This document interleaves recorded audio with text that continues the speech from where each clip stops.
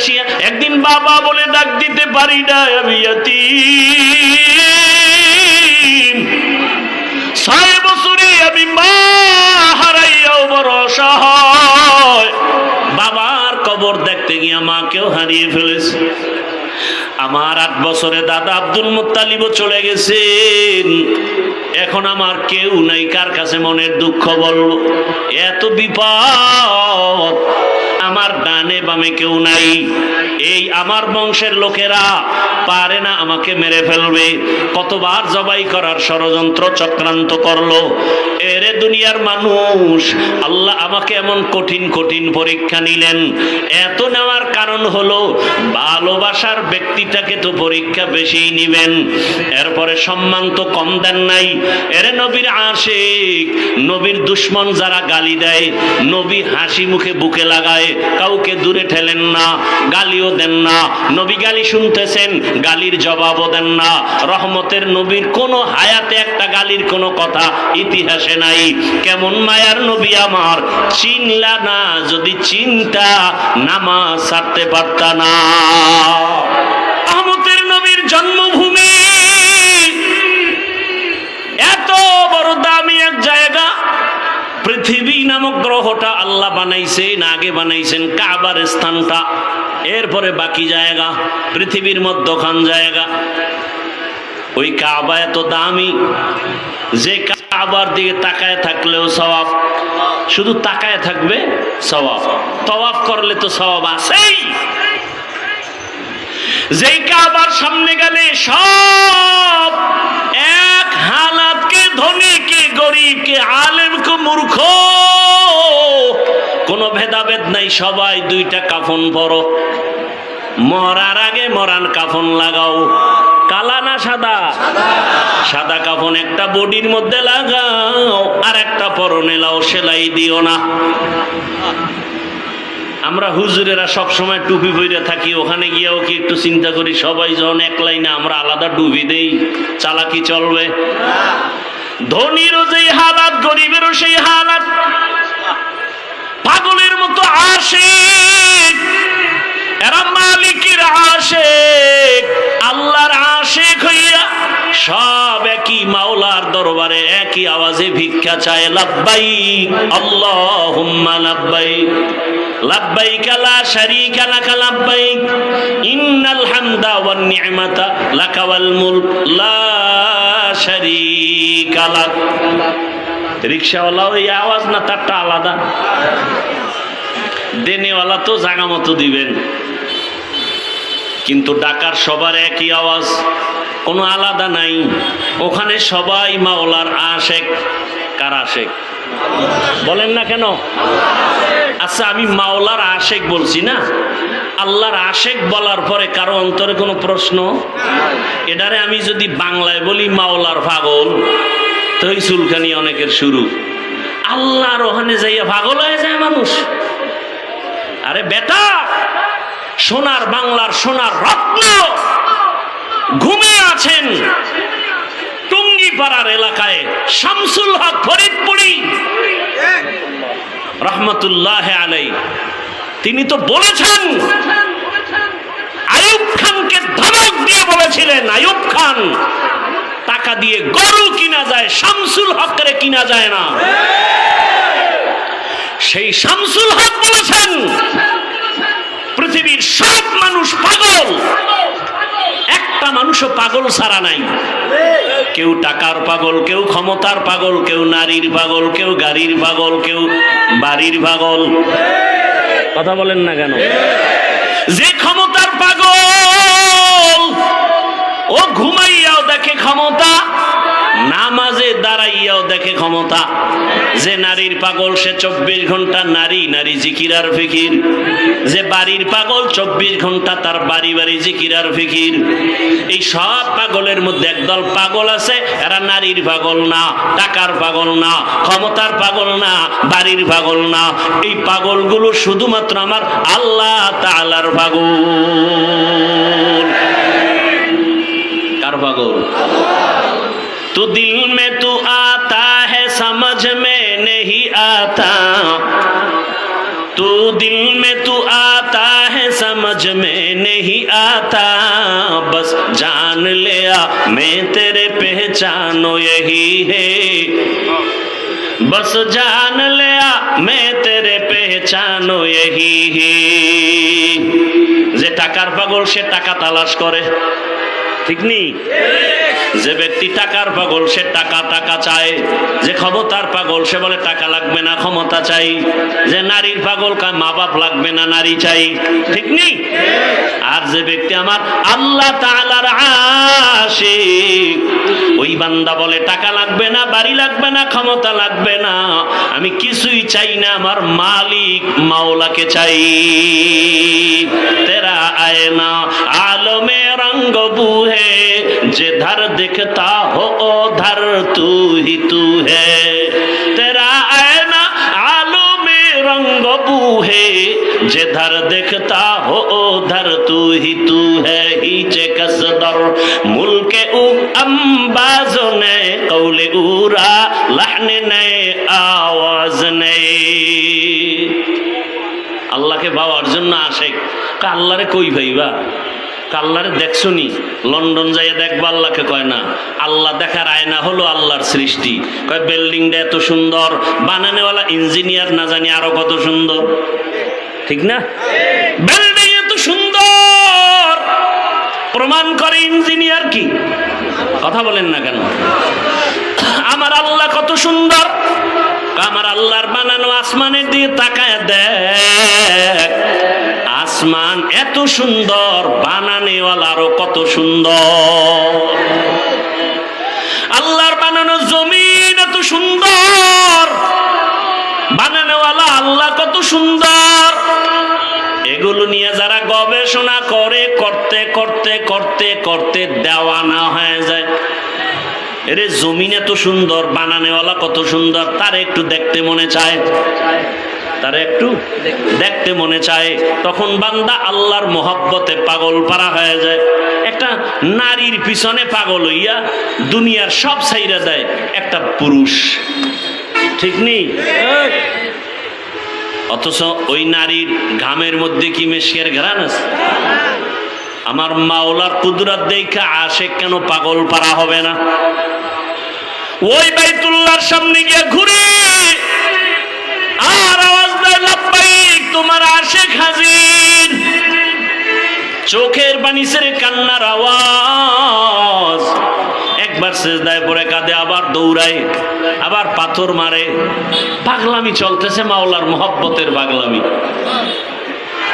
ভাইরা আমার রহমতের নবী ওখানে আসলেন এই সংক্ষেপ জবাব এত খারাপ হওয়ার কারণ হলো এরা মুরব্বি হারা ছিল ঈসা নবী চলে গেছেন রহমতের নবী আসছেন মাঝখানে কত বছর প্লাস 500 বছর প্লাস মুরব্বি নাই মুরব্বি না থাকার কারণে নফসকে মুরব্বি বানায় নিছে কন্যা সন্তানকে অভিশাপ মনে করে কন্যা আসলেই বাবা মুখটাকে আটকায় রাখে বাজারে যায় না বহু বাবা কন্যা সন্তান পেয়ে বেজার হয়ে গলা টিপে মেরে ফেলেছে কত খারাপ বর্তমান দুনিয়াতেও কিছু কুলাঙ্গার দেখা যায় ছেলে হলে খুশি হয় মেয়ে হলে কষ্ট পায় বলেন না কেন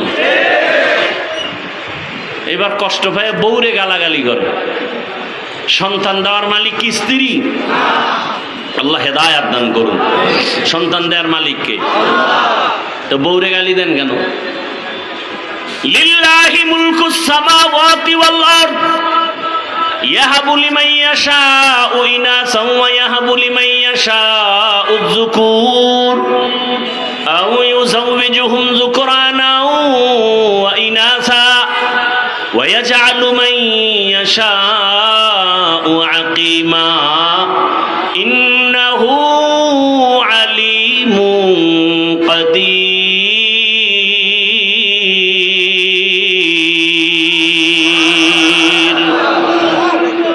আল্লাহ তাআলা বলেন আসমান জমিনের মালিক আমি চাইলে কাউকে ছেলে দেই কাউকে মেয়ে দেই কাউকে কোনোটাই দেই না কাউকে দোনোটাই দেই ক্ষমতা কার আল্লাহ দেখছেননি এখানে বান্দার কোনো হাত আছে না বান্দারা চেষ্টা করলো ট্যাবলেট খাওয়াইয়া সন্তান কমাও, স্লোগান লেখা দিছে, ছেলে হোক মেয়ে হোক দুটোর বেশি নয়, একটা হলে ভালো হয়। ঠিক নেই?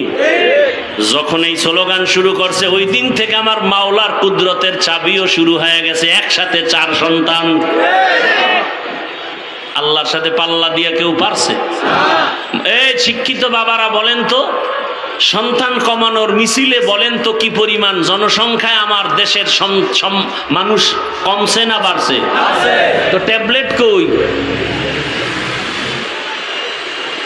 ওয়ামাকারু ওয়ামাকারাল্লাহ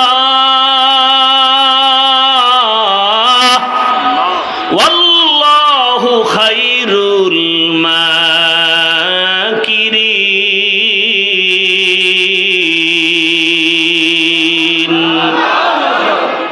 আল্লাহর চেয়ে বড় বুদ্ধিওয়ালা কেউ আসেনি? আরে মিয়া, তুমি কত বুদ্ধিজীবী! মাওলাকে নিয়ে গবেষণা করার বুদ্ধির জীবী তো তোমার নেই। বেশি চালাকি করবা, ভেতরের জীবী হ্যাং হয়ে যাবে। হ্যাং হয়ে গেলেই তো বলে আল্লাহ বলতে কিছু নাই। এরে নবীর আশিক, রহমতের নবী আপনাদের এলাকায় উদাহরণ এভাবে দিয়ে, আপনাদের কেরানীগঞ্জ এলাকায় কোথাও হঠাৎ করে মদের আড্ডা শুরু হয়ে গেছে, জুয়ার আড্ডা। এলাকার কিছু যুবকরা দৌড়ে এসে এলাকার হুজুরদের ডাকছে, আলেম ওলামাকে ডাইকা বলে, হুজুর শুনে যান, কেরানীগঞ্জ এলাকায় এখন অমুক জায়গায় নাচ গান চলে, মদের আড্ডা চলে, তাহলে কি করবো? কয় ফিরাইতে হবে। হুজুরে কয় তোমরা বাও, আমি যেখানে না না না যাই না, পরিবেশ না, তাহলে পরিবেশটা তৈরি করো। যারা মোটামুটি ইমানওয়ালা তাগোকে আগে গিয়ে তোরা পরিবেশ কর, তারপরে আমরা হুজুরের আসবো। চূড়ান্ত খারাপ জায়গায় হুজুর যাবে? কথা বলেন না কেন? তাহলে মক্কার মানুষ এতটাই খারাপ, এমন জায়গায় শ্রেষ্ঠ রসুলকে পাঠাইলেন কেন? নবীকে তো একটু কম জায়গায় পাঠাইবেন যেখানে কম খারাপ। আল্লাহর কুদরত আলাদা, রোগী যত বড় ডাক্তারও তত বড়। ইমামুল আউয়ালিন আল আখিরিন বহরে সাদকা রাহমাতাল লিল আলামিন। রহমতের নবী আসলেন সুবহ সাদিকের সময়। রহমতের নবী আসা মাত্র মক্কার পরিবেশ কেমন যেন পাল্টায় গেল। আম্মা জান আমেনা বলেন, দুনিয়াতে বাচ্চা গর্ভে আসলে মহিলার মাথা ব্যথা করে, পেট ব্যথা করে, কত রোগ, আমার কোনো রোগ হয় নাই। দুনিয়াতে বাচ্চা আসে, রক্ত যায়, কত ব্যথা চিৎকার, আমার কিছুই হয় নাই। বরং দুনিয়ার সন্তানেরা কান্না করে আসিয়া, আর আমার সন্তান মোহাম্মদ আসিয়া আল্লাহর নামের শুকর আদায় করেছেন। আর রহমতের নবী আসা মাত্র এতটা আলো বিচ্ছুরিত হতে লাগলো, অনেক দূর পারস্য এলাকা। আমি আমেনা নিজ চোখে তাকায় দেখি মুহাম্মদ আসা মাত্র এমন আলো দেখলাম, আলোর দ্বারা পুরা পারস্যের প্রাসাদগুলো, রাজপ্রাসাদগুলো ডাইরেক্ট আমি চোখে তাকায় দেখতেছি। হাজারো বছরের প্রজ্বলিত আগুন নিভে গেল হঠাৎ করে। রহমতের নবী আসছেন, রহমতের বাতাস শুরু হয়ে গেছে, উত্তম আদর্শ নিয়ে আসছেন। রহমতের নবী 63 বছর হায়াত পাইলেন। এই হায়াতের মধ্যে কোনোদিন এমন এক পরিবেশ, নবীর ডানেও দুশ্মন, বামেও দুশ্মন, সামনে পেছনে দুশ্মন, আপনজনেরাও। দুনিয়াতে একটা সন্তান আসার পর আপন হয় তার মা বাবা, আর কেউ তেমন আপন না। কিন্তু আমার মাওলা পাকের কুদরত, রহমতের নবীকে পাঠাবার আগে আব্বা জানকে নিয়ে গেলেন। ব্যবধান আছে না নাই? সব নবী কার আসে? আল্লাহর। আর আল্লাহ কার আসে? রহমতের নবীর আশিক। কেমন মায়ার নবী আমার! সব নবীদেরকে আল্লাহ মেরাজ দিয়েছেন জমিনে, আর আমার মায়ার নবীর মেরাজ আল্লাহ দিয়েছেন আরশে আজিমে। রহমতের নবী বলেন, মক্কার মানুষগুলো এতটা খারাপ, কন্যা পছন্দ করে না, বিধবা নারী পছন্দ করে না, জ্যান্ত দাফন করে, এতটা খারাপ। সেই সমাজে রহমতের নবী এমন আদর্শ পেশ করলেন, নবী কাউকে গালি দেন না, যে গালি দেয় জবাব দেন না। নবীর আদর্শ দেখে দেখে মক্কার মানুষগুলো এতটাই পিওর হয়ে গেল, জিব্রাইল আমিনকে আল্লাহ লিস্টি দিয়া পাঠায় দিয়া কয়, যাও লিস্টির মধ্যে যাদের নাম আছে রহমতের নবী যেন ঘোষণা দিয়ে দেয় এই লিস্টির মানুষগুলো বিনা হিসাবে জান্নাতি। রহমতের নবী আল্লাহর স্পেশাল বানানো, স্পেশাল বানানো চেহারা কত সুন্দর। আম্মা জানা আয়েশা রাদিয়াল্লাহু আনহা বলেন, দুনিয়ার মানুষ তোমাদের সবার একটা সূর্য, আর আয়েশার আলাদা সূর্য। তোমাদের সূর্য সকালবেলা পূর্ব দিকে উঠিয়া পশ্চিম অস্ত যায়, আর আমি আয়েশার সূর্যটা প্রতিদিন এশার নামাজের পরে আমার হুজরায় উদিত হয়। নবীর চেহারা এত সুন্দর। আম্মা জানা আয়েশা রাদিয়াল্লাহু আনহা বলেন, নবীজির ঘাম আমি বোতলে ভরে রাখতাম, বড় বড় অনুষ্ঠানে আতর হিসাবে ব্যবহার করতাম। কেমন মায়ার নবী আমার, যেখানে কদম দেয় সেখানেই মেশকের ঘেরান। এত বছর মানুষের বয়ান করছি, ওহুদের ময়দানের ঘটনা বইলা বইলা বলছিলাম। নবীর দান শহীদ হওয়ার পর একটা গর্তের মধ্যে রসুল পড়ে গেলেন। হযরত আলী সহ কয়েকজন সাহাবা নবীরে কাঁধে উঠাইয়া ওহুদ পাহাড়ের পাশে নিয়ে একটা পাথরের উপরে রসুলকে বসালেন। নবী ওখানে কিছুক্ষণ বিশ্রাম নিলেন। নবী যেখানে বসছেন ওখান থেকে এখনো মেশকের ঘেরান আসতেছে, ওখান থেকে এখনো। এই বয়ানটা এত বছর করছি, কিন্তু ওই পাথরটা ধরতে পারি নাই, সৌদি গভর্নমেন্ট আটকায় রাখছে। এবার গিয়া শুনলাম ওই জায়গাটা খুলিয়া দিছে, চলে গেলাম সেখানে। ওই পাথরটা একটু গর্ত, মাথাটা ঢুকাইয়া যখন রসুলের শরীর মোবারক মাথা ওখানে রেখে রেস্ট নিছেন, ওই জায়গাটায় নাক লাগানো লাগে না, দাঁড়াইলে দেখি মেশকের ঘেরান বের হচ্ছে। ভালো রকম তাকায় দেখলাম কেউ কি আবার আতর লাগাইল নি? না না, কোনো আতর নাই। ১৫০০ বছর পর্যন্ত মেশকের ঘ্রাণ অনবরত বের হইতেছে। পারলে বাবা মাওলার কাছে বইলা যাও, নবীরে পাইলাম না, নবীর একটু ঘেরান তুমি নাকে লাগাইয়া নাও। আর নবীর ঘেরান যদি নাকে চাও, সুন্নতের মালা গলায় লাগায় দাও। আমি কিন্তু এখনো একবারও বলি না, এতক্ষণ বয়ান করছি একবারও কিন্তু বলি নাই সবাই স্কুল সারিয়া মাদ্রাসায় যাও। একবারও বলি নাই টুপি লাগাও, একবারও বলি না আমার মতো দাড়িওয়ালা হও, একবারও বলি না চাকরি ব্যবসা সারিয়া তাবলিগে যাও, চরমনাই যাও, পীরের কাছে যাও। আমি একবারও বলি নাই রে বাবা, বরং আমি বলতে চাই, ও যুবক বাবারা, বৃদ্ধ বাবাজি, ছাত্র যুবক বাবারা, মা বোনেরা, স্কুলে পড়ো, কলেজে পড়ো, চাকরি করো, ব্যবসা করো, বাধা নাই। আমি পরামর্শ দিব ওখানে থাইকা জান্নাতের পথটাকে রেডি করে ফেলো। বলবা এটা কেমন করে সম্ভব? আল্লাহ বিবেক দিছে, বিবেকটাকে প্রশ্ন করে দেখো।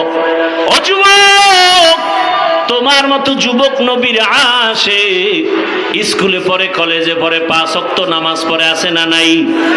তোমার বিবেকটাকে জিজ্ঞাসা করো, বলো তুমি কেন পারবা না? রাস্তায় গাড়ি চালায় কত ড্রাইভার ৫ ওয়াক্ত নামাজ পড়ে, বলো তুমি কেন পারো না? তোমার মতো জেনারেল লাইনের বাংলা শিক্ষার যুবক নদীর মধ্যে মাছ ধরে, নামাজ ছাড়ে না, বলো বাবা তুমি কেন পারবা না? বাই ফোর্স তোমাকে কোনো অর্ডার না, বিবেকের কাছে প্রশ্ন রাখি, তোমার মতো যুবকরা আবার পুলিশ বিডিআরে চাকরি করে, ৫ ওয়াক্ত নামাজি আসেনি? তোমার বিবেক দিয়া জবাব বের করো, তুমি কেন পারো না? তোমার কপালে কার অভিশাপ লাগছে বলো রে বাবা? ও ব্যবসায়ী, ও চাকরিজীবী বাবারা, আপনার মতো কত ব্যবসায়ীরা নামাজ ছাড়ে না, ব্যবসা করে, দোকানদারিও করে, নামাজও আদায় করে, আপনি কেন পারবেন না? ও আমার আল্লাহর বান্দারা, এখনো সময় আছে, তওবা করে নাও। পর্দার আড়ালের মা বোনেরা, আপনার মতো কত মা, কত বোন এখনো আছে, নামাজ ছাড়ে না, বেপর্দায় চলে না, মোবাইলে সময় নষ্ট করে না, স্বামীর মাল হেফাজত করে, খেয়ানত করে না, আপনারা কেন পারবেন না? বৃদ্ধ বাবাজিরা, আপনার মতো কত বুড়ারা মসজিদে গিয়া নামাজ আদায় করে, আপনি কেন পারবেন না? মনে মনে কি ভাবছেন কোরআন মিথ্যা? প্রমাণ একটা দেন, দিতে পারলে আমি এখন দাড়ি কেটে ফেলবো, নামাজ ছেড়ে দিব, আল্লাহর বিরুদ্ধে রাস্তায় নেমে যাব। কারণ আমার আল্লাহ আছে না আছে দলিল কোরআন, কিয়ামত আছে নাকি নাই দলিল হলো কোরআন। ওই কোরআনেই যদি ঝামেলা থাকে সবই ঝামেলা। কিন্তু আজও পর্যন্ত আল্লাহর কোরআনের একটা ভুল কেউ বের করতে পারছে? কেউ পারে নাই, বরং বহু মাথাওয়ালা কালেমা পড়েছে। আমার আল্লাহর কোরআন এত সত্য, এটা এমন এক দামি কিতাব, এটা দিয়ে তাকাইলে কলিজা ঠান্ডা হয়ে যায়। এটা পড়লে সওয়াব, দেখলে সওয়াব। এটার আওয়াজ যত শুনবেন ততই কলিজা ঠান্ডা হয়ে যাবে। এরে নবীর উম্মতের দল, ও যুবক বাবারা, তোমার মতো যুবক স্কুল কলেজে পড়ে, লেখাপড়া করে, চাকরি করে, ব্যবসা করিয়া যদি নামাজ পড়ে, বলো তুমি কেন পারবা না? কয়দিন আর বাহাদুরি করবা? বলো, তোমার মতো বড় বড় বাহাদুর তো করোনায় চলে গেল। মহামারী করোনায় কত বড় বড়রা চলে গেল, টাকার বাহাদুরি দিয়া থাকতে পারে নাই। চোখের সামনে কত ক্ষমতার পাওয়ারওয়ালা সব ধ্বংস হয়ে গেল। কিসের পাওয়ার দেখাও? তাকায় দেখো, গাড়ির নিচে লাশ, পানির নিচে লাশ। কয়েকদিন আগে তোমরা ফেসবুকের গোলামরা দেখছো না? বিদেশ থেকে আসছে টাকার বস্তা নিয়ে, সন্তান পরিবার নিয়ে বাড়িতে রওয়ানা, রাস্তার পাশে গাড়ি বইরা সব মরে গেল। আল্লাহর বান্দা কাঁদতেছে, বিদেশ থেকে আসলাম, বাড়ি পর্যন্ত যেতে পারলাম না, সন্তানও নাই, স্ত্রীও নাই। কিসের দুনিয়ার রং তামাশা? বাড়িওয়ালার বাড়ির দিয়ে তাকাও, বাড়িওয়ালা বাড়ি বানাইছে কিন্তু ঘুমাইতে পারে না, মামলার ভয়। কি হবে এই বাড়ির বড়াই করে? টাকাওয়ালা ব্যাংকে টাকা রাখছে, উঠাইতে পারে না, মামলার ভয়। এই টাকার বাহাদুরি করে লাভ কি হবে? করোনায় লাশ আর লাশ। এমন একটা দিন নেই গাড়ির নিচে লাশ পাওয়া যায় না, এমন একটা দিন নেই ঘুমের বিছানায় লাশ পাওয়া যায় না। আর এখন তো নতুন এক সিস্টেম চালু হয়েছে, মারা লাগবে না, তোমাকে মারার জন্য রেডি হয়ে আছে একদল, প্রতিদিন পেছনে ঘুরে মারার জন্য। স্বার্থে আঘাত লাগবে, মা সন্তানের মেরে ফেলবে, সন্তান মাকে জবাই করবে। এই ঘটনা কি আপনারা দেখছেন না দেখেন নাই? তাহলে বাহাদুরি করে কি লাভ? হ্যাঁ, মনের কিছু আশা মানুষের থাকে, শয়তানি আশা। সিনেমা হলে গেলে জানি কি মজা, পার্কে ঘুরলে কি জানি মজা। যারা গেছো যুবকদের পায়ে হাত রেখে বলবো, বাবা জীবনে তো পার্কে কম ঘুরো নাই, শখ মিটাইয়া আড্ডা তো রাতের বেলা মোবাইলে কম দাও নাই। এখনো কি ফিরবা না? এখনো কি তওবা করবা না? মনে চাইছে দাড়ি কাটবা, কেটে ফেলেছো, কারো বাধা মানো নাই। আর কত কত বছর আরো দাড়ি কাটলে মনের আশা পূরণ হবে? আর কতবার সিনেমা হলে গেলে তোমার মনের আশা পূরণ হবে? আর কত মাইয়া নিয়ে আড্ডা দিলে তোমার মনের আশা পূরণ হবে বলো? এবং তোমার হায়াতের বাকি আছে কতদিন তাও বলো? এখনো সময় আছে, তওবা করো। মনটা কি শুধু বুঝাও রে মন, রবিউল আউয়ালে রহমতের নবীর আদর্শের মালা গলায় পড়তে চাই। জীবনে কত নামাজ ছাড়লাম, দাড়ি কাটলাম, বেপরদায় আড্ডা দিলাম, মোবাইল চালাইলাম, মোবাইল চালাইয়া সারা রাত কাটাইয়া কত গুনাহ করলাম, হাতের গুনাহ, চোখের গুনাহ, পায়ের গুনাহ, অন্তরের গুনাহ। আজকে থেকে আর গুনাহ করব না, নামাজ ছাড়বো না। তওবার যদি নিয়ত হয়, আল্লাহকে মনে বোঝে যদি বলতে পারো, হে মালিক জীবনে আর দাড়ি কাটবো না, নামাজ ছাড়বো না, বেপরদায় চলবো না, মা বাবার সাথে বেয়াদবি করবো না, ওলামায়ে কেরামের পরামর্শ, শিক্ষকের দোয়া নিয়া নবীজির আদর্শ মেনে চলবো। এখনো যদি তওবা করতে পারো, জীবনের মুহূর্তে সব গুনাহ মাফ হয়ে যাবে।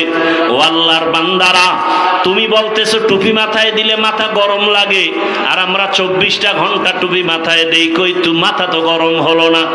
টুপির কারণে তো আমগো সম্মানও কমে নাই।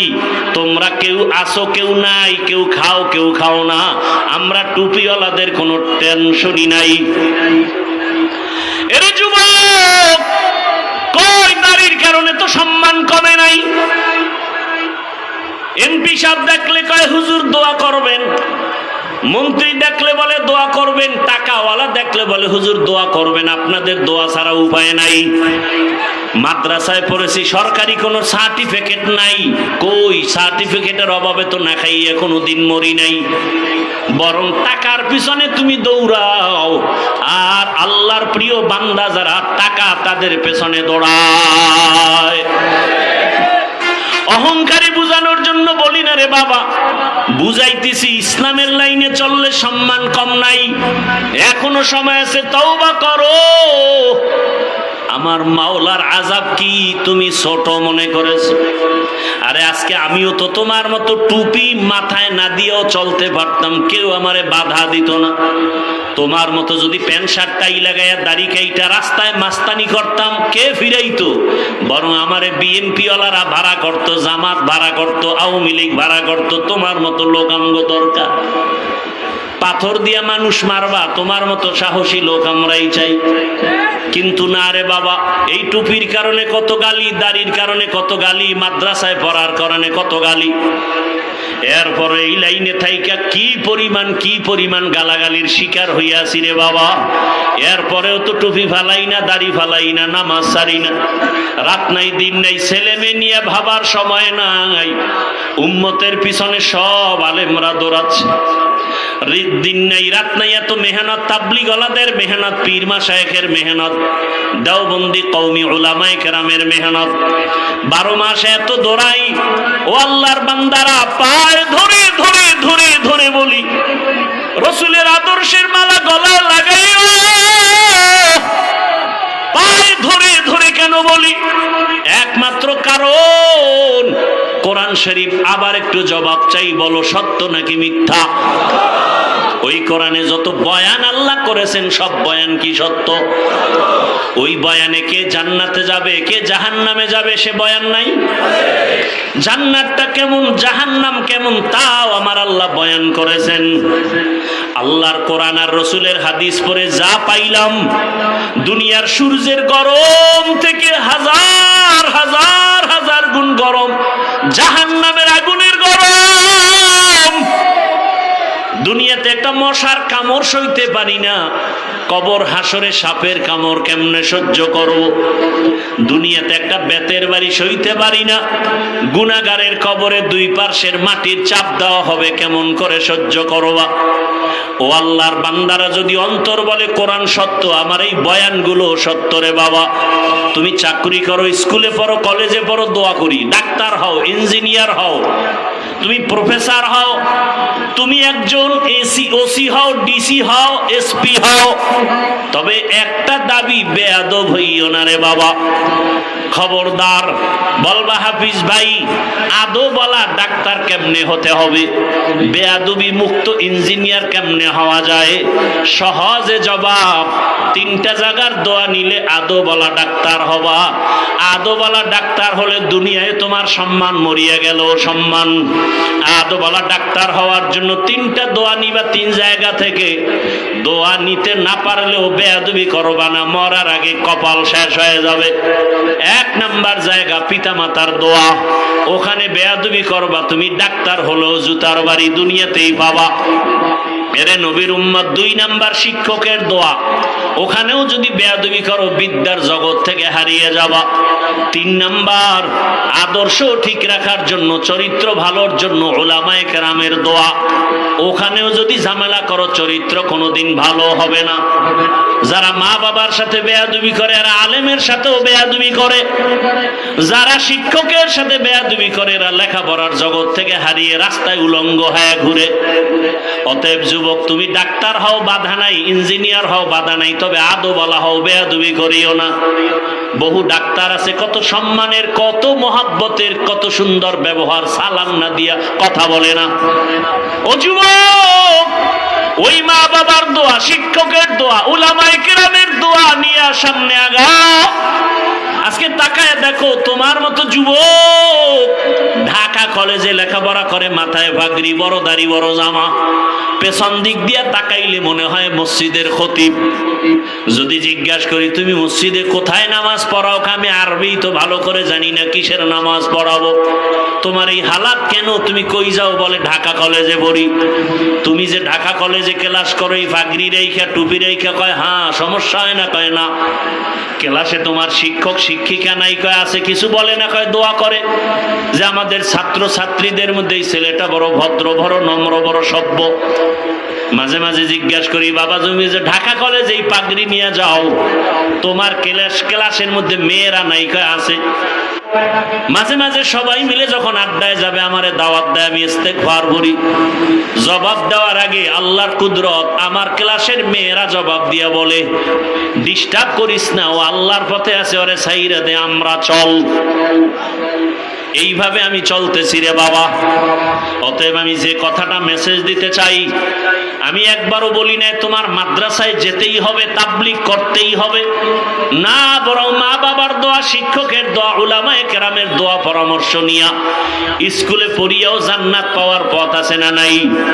কলেজে পড়িয়া জান্নাত পাওয়ার পথ আছে না নাই? ওই জায়গায় থাকিয়া দাঁড়িয়ে রাখো, নামাজ পড়ো, মা বাবার খেদমত করো, আর জীবনে কারো হক নষ্ট করিও না, গালি দিও না, জবান দিয়া কষ্ট দিও না। ডাক্তার হলেও তোমার জীবন ধন্য, ইঞ্জিনিয়ার হলেও তোমার জীবন ধন্য। আজকে যদি এই মানসিক অবস্থা নিয়ে আমার দেশের কলেজের ছেলেরা এসপি হয়, ডিসি হয়, আমার দেশে আমগো আর আন্দোলন করা লাগবে না। নামাজি ডিসি থাকলে কোরআনের বয়ান চলবে, অনুমতি লাগবে না।